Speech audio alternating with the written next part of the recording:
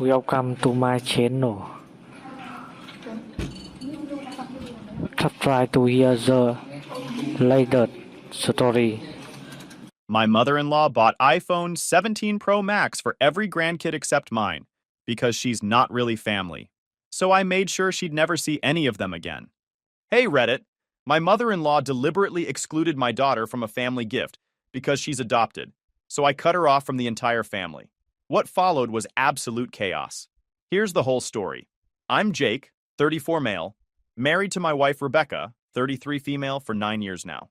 We've got one daughter, Lily, who's 7 years old. We adopted her when she was 6 months old after years of fertility struggles that I'm not going to get into because that's not what this story's about. Rebecca's mom, let's call her Patricia, has always been one of those women who thinks her opinion matters more than anyone else's. You know the type. The kind who shows up to your house unannounced and rearranges your kitchen cabinets because they'd be more efficient this way. The kind who gives unsolicited parenting advice while her own kids turned out to be disasters. Patricia's got 3 kids total. Rebecca's the oldest and most successful by far. She's a civil engineer making 6 figures, bought our house at 28, and generally has her life together. Then there's Rebecca's brother Jason, who's 31 and works in sales. Nice enough guy, but pretty average. Finally, there's the youngest, Rebecca's sister Amanda, who's 26 and works part-time at a salon while her husband pays most of their bills. Now here's where it gets relevant. Jason has 2 kids, ages 9 and 11. Amanda has 1 kid who's 5. All biological, all from perfect textbook pregnancies that Patricia won't shut up about at family gatherings. When Rebecca and I started the adoption process, Patricia made her feelings pretty clear from the start. Nothing direct enough to call her out on, just little comments here and there. Are you sure about this? What if the biological parents come back? Or, sometimes these fertility issues resolve themselves if you just relax and stop trying so hard. That second one really got under Rebecca's skin. We'd been trying for 5 years. 5 years of disappointment, medical appointments, invasive procedures, and mounting debt from treatments that didn't work.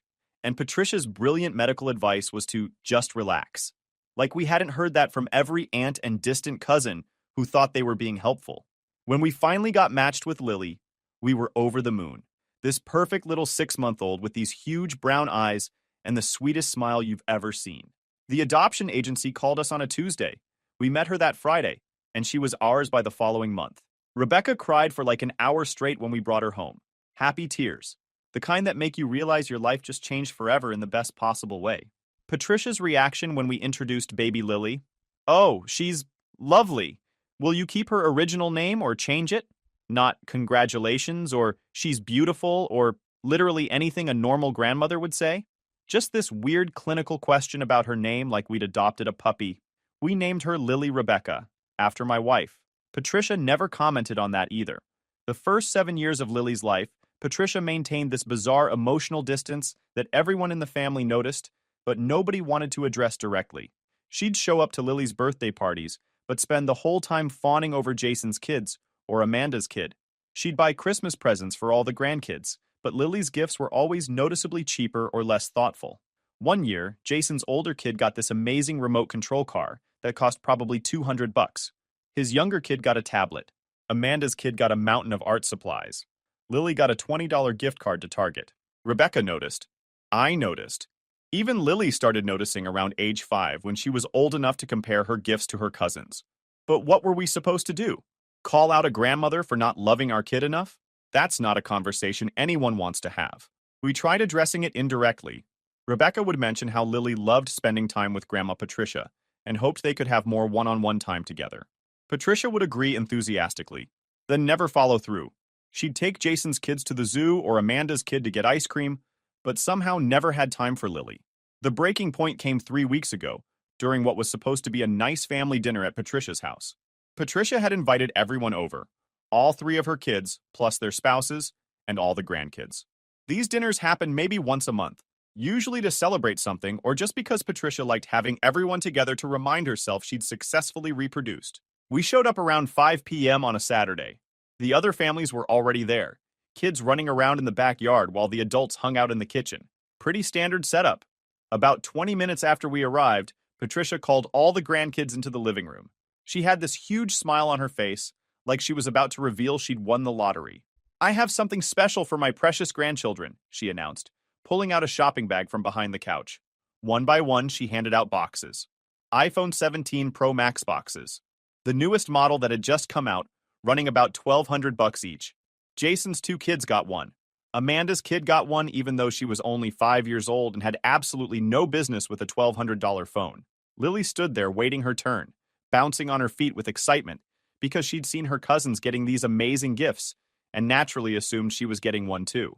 Patricia handed out the last phone to Amanda's 5-year-old, then turned to the adults and started talking about the phone plans she'd set up for each device.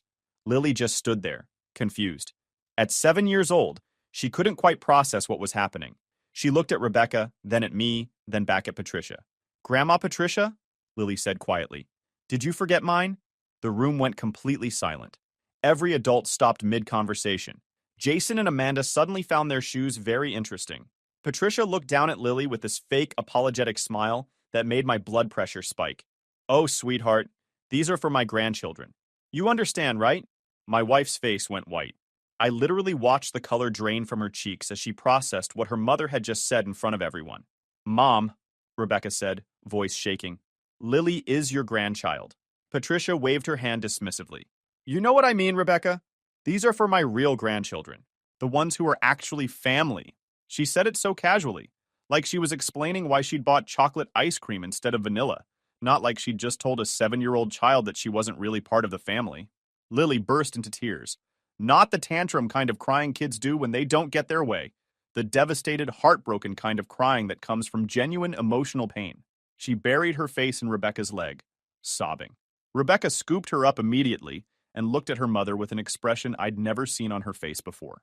Pure rage mixed with hurt so deep, it was painful to witness.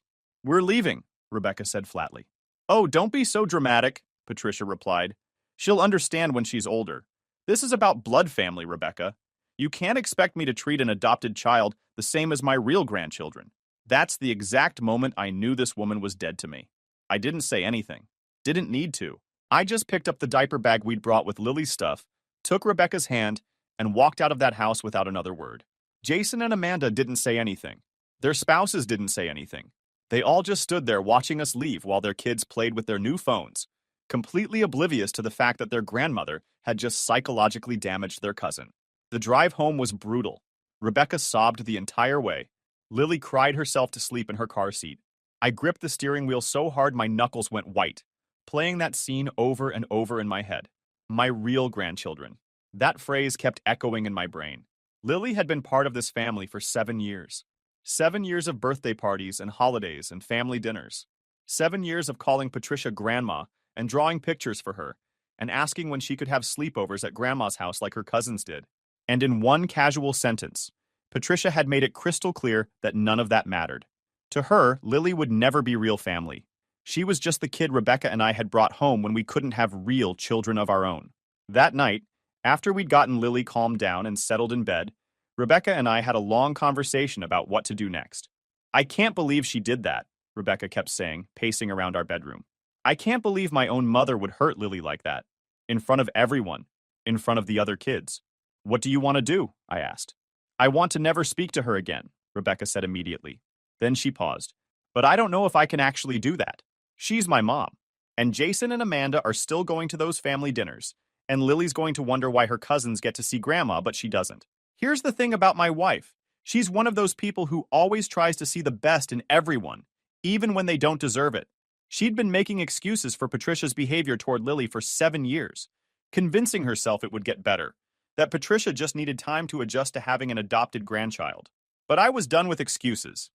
"Rebecca," I said carefully, "your mother just told our daughter that she's not really family.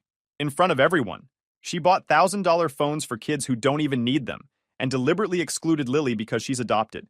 That's not something you come back from." "I know," she whispered. "I know. But what am I supposed to do? Cut off my own mother? If she can't treat our daughter with basic human decency?" "Yeah, that's exactly what you do."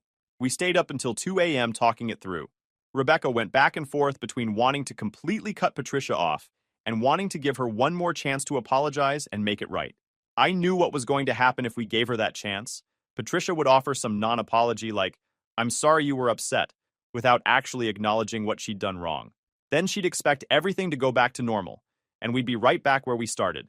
By the time we finally went to bed, Rebecca had agreed that we needed to set some serious boundaries. No more family dinners at Patricia's house. No more unsupervised time with Lily. And Patricia needed to understand exactly why we were putting those boundaries in place. The next morning, Patricia called. Rebecca didn't answer. She called again an hour later. Again, no answer. Then the texts started coming in. First from Patricia, then from Jason, then from Amanda. All variations of "you're overreacting," and "she didn't mean it that way," and "family is important. Don't throw it away over a misunderstanding." Misunderstanding. Like there was some way to misunderstand, "These are for my real grandchildren." Rebecca finally responded to Patricia with a text message. "What you said to Lily was cruel and unacceptable. Until you can apologize to her directly and acknowledge that she is your grandchild, your real grandchild, we won't be attending any more family events." Patricia's response came 10 minutes later. "I will not be apologizing for speaking the truth. She's not my biological grandchild, and everyone knows it. You're being ridiculous and teaching her to be entitled." That was it. The final nail in the coffin of any relationship between Patricia and our family. Rebecca showed me the text, and I watched her face harden in a way I'd never seen before. This was the woman who'd spent 9 years trying to have her mother's approval, who'd bent over backwards to accommodate Patricia's opinions and preferences, who'd made excuses for years of subtle favoritism. And in one text message, Patricia had burned that bridge completely. "We're done," Rebecca said. "I'm done. She'll never meet our next child. She'll never be alone with Lily again. And I'm not going to any family events if she's there." "What next child?" I asked, confused since we'd agreed we were one and done with the adoption. "We're going to adopt again," Rebecca said firmly. "Maybe 2 more kids if we can afford it. And Patricia will never meet any of them. She wants real grandchildren? Fine. She can focus on the ones she has. Mine will never have to feel that rejection." I loved my wife more in that moment than I had in years. Over the next week, we ignored every message and call from Patricia's side of the family. Jason tried to play peacemaker, suggesting we all sit down and talk it out like adults. Amanda sent this long guilt trip message about how family is forever, and we can't let one disagreement tear everyone apart. Rebecca's response to both of them was simple. "Your mother told my daughter she's not real family, and bought expensive gifts for your kids while deliberately excluding mine. If you think that's acceptable behavior, then we don't have anything to talk about." Neither of them responded to that. 2 weeks after the iPhone incident, we got an invitation to Jason's older kid's birthday party at Patricia's house, like nothing had happened. Rebecca called Jason directly for the first time since we'd walked out. "Is Mom going to be at the party?" she asked. "Well, yeah, it's at her house," Jason replied, like that was obvious. "Then we won't be there." "Come on, Rebecca. You can't keep avoiding her forever. Just apologize and move on." "Apologize?" Rebecca's voice went ice cold. "Apologize for what exactly?" "For making such a big deal out of nothing. Mom feels bad about the whole phone thing. If she feels bad, she can call Lily and apologize to her directly. Until then, we're not coming to any events where she'll be present." "You're being unreasonable," Jason said. "The kids miss each other. Then you're welcome to bring them to our house anytime. But I'm not exposing Lily to someone who thinks she's not real family." Jason hung up on her. The birthday party came and went without us. We took Lily to an amusement park that day instead, just the 3 of us. She had a great time riding the kiddie roller coasters and eating overpriced theme park food. Didn't ask about her cousins once. That's when Patricia started playing dirty. She began posting on social media about how heartbroken she was that some family members were choosing to hold grudges instead of forgiving and moving forward. How she'd made one small mistake and was being punished with the silent treatment by her own daughter. How important family is and how sad it made her to be excluded from her grandchildren's lives. One of her posts literally said, "When you raise your children with love and they turn around and take your grandchildren away over a misunderstanding, it breaks your heart." Praying for reconciliation. Rebecca's friends started sending her screenshots of these posts, asking what happened. Some of them sided with Patricia, saying Rebecca should be the bigger person and forgive her mother. Others understood immediately and sent messages of support. The ones who sided with Patricia got a detailed explanation of what had actually happened. Not a misunderstanding or a small mistake, but a deliberate act of cruelty toward a 7-year-old child. Most of them changed their tune pretty quickly after that. But Patricia's social media campaign had an effect. Extended family members started reaching out, trying to mediate. Rebecca's aunts and uncles, her cousins, even her late father's siblings, who Patricia barely spoke to normally. All of them got the same message. Patricia told Lily she's not her real grandchild while giving expensive gifts to all the other grandkids. If she apologizes to Lily directly and acknowledges that she was wrong, we'll consider rebuilding a relationship. Until then, we're protecting our daughter from emotional abuse. Most of them stopped trying to mediate after that.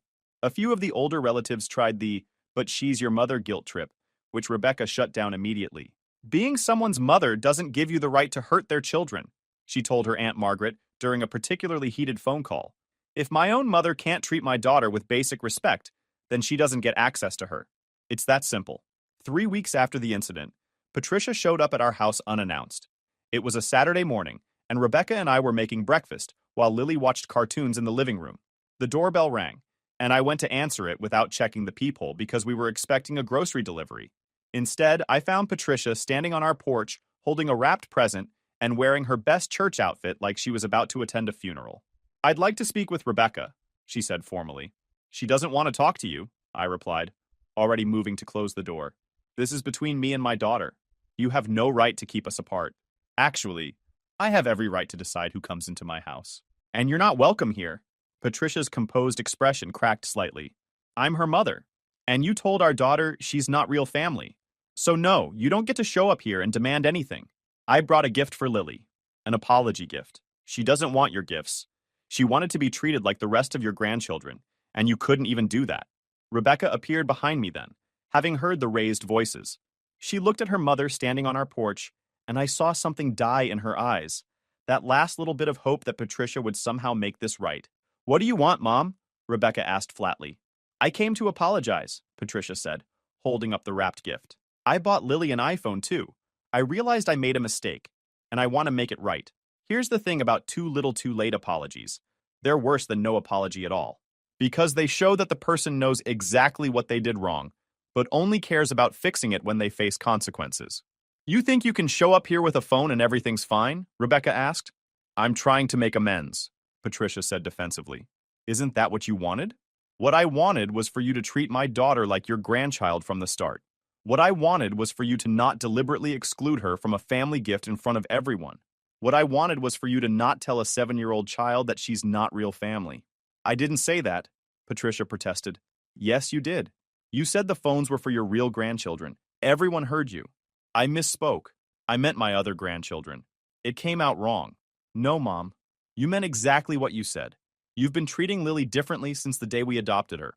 The cheaper Christmas gifts, the forgotten birthdays, the fact that you take Jason's and Amanda's kids on special outings but never invite Lily. I've been making excuses for you for 7 years, but I'm done." Patricia's face went red. "I've tried with that child. It's not my fault we don't have a connection." "That child has a name," I cut in. "And the reason you don't have a connection is because you've never tried. You decided the day we adopted her that she wasn't really your grandchild, and you've treated her accordingly." "She's not my blood," Patricia snapped, finally dropping the polite facade. "I'm sorry, but that matters. It matters to me. I can't help how I feel." "Then we can't help how we feel about you being in our lives," Rebecca said quietly. "Goodbye, Mom." She closed the door. Patricia stood on our porch for another 5 minutes, knocking and calling out Rebecca's name. We ignored her until she finally left. That afternoon, Rebecca's phone blew up with messages from Jason and Amanda, furious that we'd turned Patricia away when she was trying to apologize. According to them, we were being stubborn and cruel, punishing their mother for an honest mistake, and tearing the family apart. Rebecca's response to the family group chat was measured but firm. "Mom came here today not to genuinely apologize, but to try to buy her way back into our lives with a gift. She admitted to my face that she can't connect with Lily because she's not her blood. She called her that child instead of using her name. This isn't about holding grudges. It's about protecting our daughter from someone who has made it very clear she'll never accept her as real family. If you want to maintain a relationship with us and Lily, you're welcome to do so. But we will not be attending any events where Mom is present, and she is not welcome in our home." Jason responded, "This is ridiculous. She's your mother." Amanda added, "You're being so dramatic over a phone." Rebecca replied one final time, "This isn't about a phone. This is about 7 years of favoritism and emotional neglect toward my daughter, culminating in her being told she's not real family. If you can't understand why that's unacceptable, then we don't have anything else to discuss." She muted the group chat after that. Over the next month, things settled into a new normal. Patricia continued her social media martyrdom campaign, painting herself as the victim of an ungrateful daughter who'd taken away her grandchildren over one mistake. Some people believed her version. Most people who knew the real story didn't. Jason and Amanda stopped trying to mediate after a few weeks. They continued attending Patricia's family dinners with their kids, posting happy family photos that conspicuously excluded Rebecca's family. Rebecca would see these photos, and I'd watch her process the emotions. Hurt that her siblings chose their mother over supporting her, relief that we weren't subjecting Lily to that environment anymore, sadness over losing the family she'd grown up with. "Do you think I did the right thing?" she asked me one night after seeing a photo of Patricia with all the grandkids except Lily at some restaurant. "Absolutely," I said without hesitation. "You protected our daughter from someone who was hurting her. That's exactly what a good parent does. But what if Lily grows up and resents me for keeping her from her grandmother? If she grows up and we explain that we kept her away from someone who told her she wasn't real family, who treated her worse than her cousins, who couldn't love her the way she deserved, she's going to thank you." Rebecca nodded, but I could tell she still struggled with the guilt of cutting off her own mother. The real turning point came about 6 weeks after the iPhone incident. Rebecca's friend Casey, who'd known Patricia for years through various social circles, called with some interesting information. Apparently, Patricia had been telling people at her church group that Rebecca had adopted Lily specifically to hurt her, that we'd chosen adoption over continued fertility treatments because Rebecca wanted to punish Patricia for not being supportive enough during the process, that we were using Lily as a weapon in some imaginary family conflict. The story was insane, obviously, but Patricia was telling it to anyone who would listen, painting herself as the victim of our cruel manipulation, while simultaneously refusing to acknowledge that maybe, just maybe, telling a child she's not real family was wrong. Casey had heard this at a church potluck and immediately called Rebecca to warn her that Patricia was spreading these stories. She'd even told people that we were keeping Lily from her real grandmother, out of spite, not because Patricia had done anything wrong. "She's completely rewritten the narrative," Casey said. "Everyone at church thinks you're this horrible daughter who adopted a child just to exclude your mother from her life. It's wild." Rebecca thanked Casey for the heads up, then sat quietly for a long time processing this new information. "She's never going to admit she was wrong," Rebecca finally said. "She's never going to apologize to Lily. She's never going to see her as a real grandchild. This is who she is." "Yeah," I agreed. "That's who she is. So we're really done. This isn't temporary. She's just not in our lives anymore. Are you okay with that?" Rebecca thought about it for a moment, then nodded.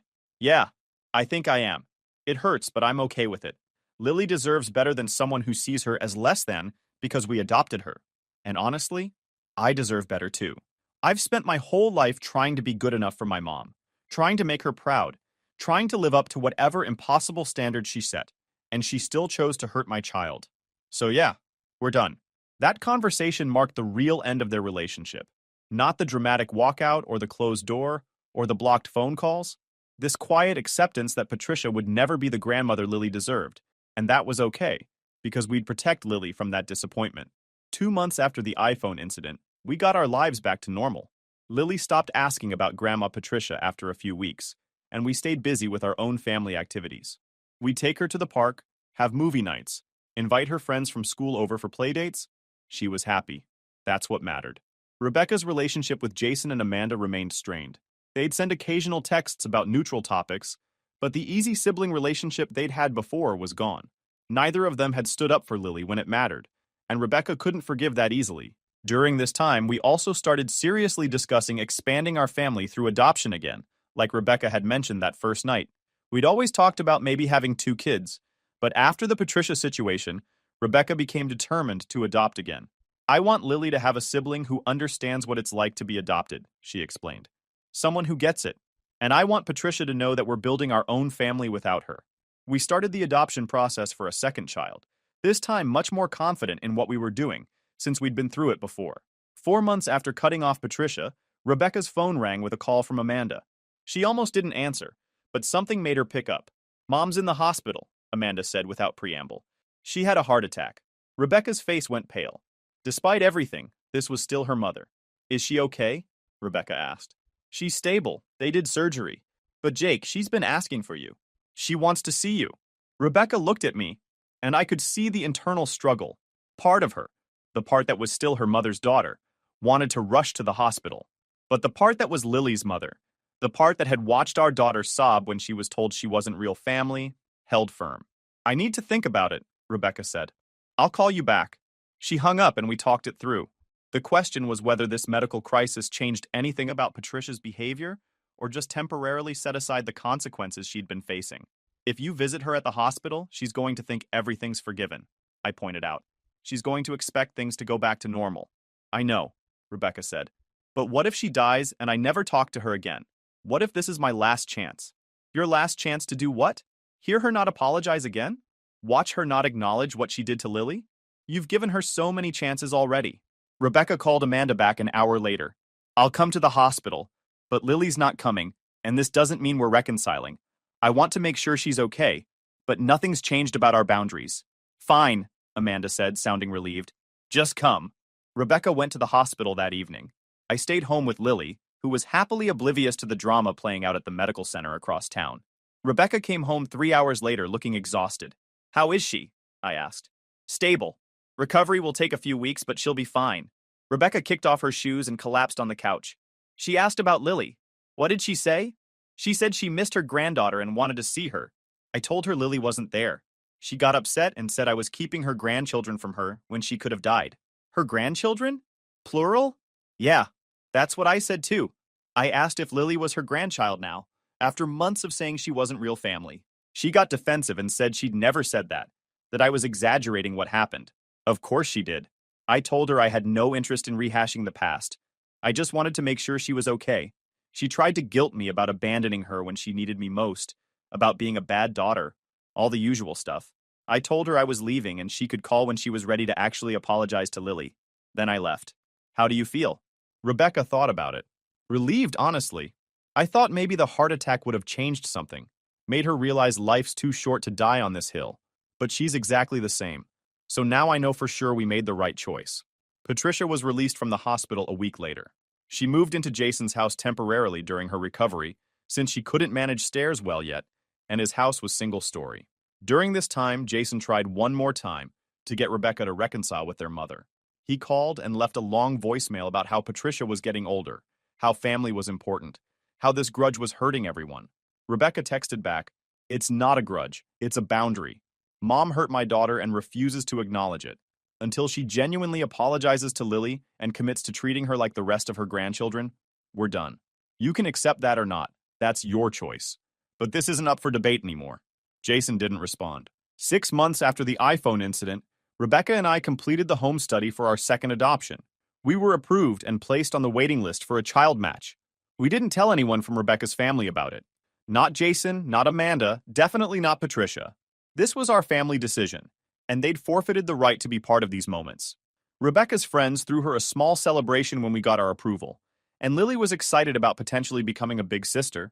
That's all the support we needed. 7 months in, Patricia sent a letter to our house. Not a text or email, an actual handwritten letter like she was someone's grandmother in a period drama. The letter was 3 pages of Patricia, explaining her perspective on everything that had happened, how she'd been blindsided by Rebecca's overreaction, how she'd tried to apologize but been rejected, how families should forgive each other, how she was getting older and didn't want to die with this rift between them. Not once did she apologize for calling Lily not real family. Not once did she acknowledge the pain she'd caused. Not once did she take actual responsibility for her actions. Rebecca read the letter, then put it in a drawer without responding. She still doesn't get it, was all she said. 8 months after the iPhone incident, we got matched with our second child, a 4-year-old boy named Cooper, who'd been in foster care after his parents' rights were terminated. He'd had a rough start to life but was reportedly sweet and resilient. We met him 3 weeks later, and it was clear immediately that he was meant to be our son. He was quiet and watchful at first, but warmed up to Lily quickly. They were playing together within an hour of meeting.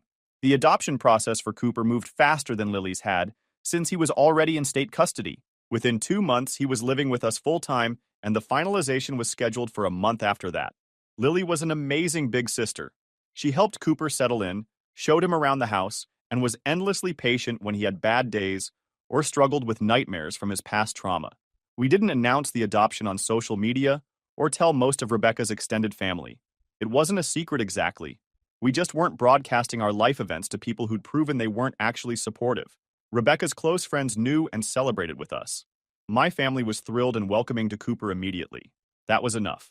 About a month after Cooper came to live with us, Patricia found out through some mutual acquaintance who'd seen us out with both kids.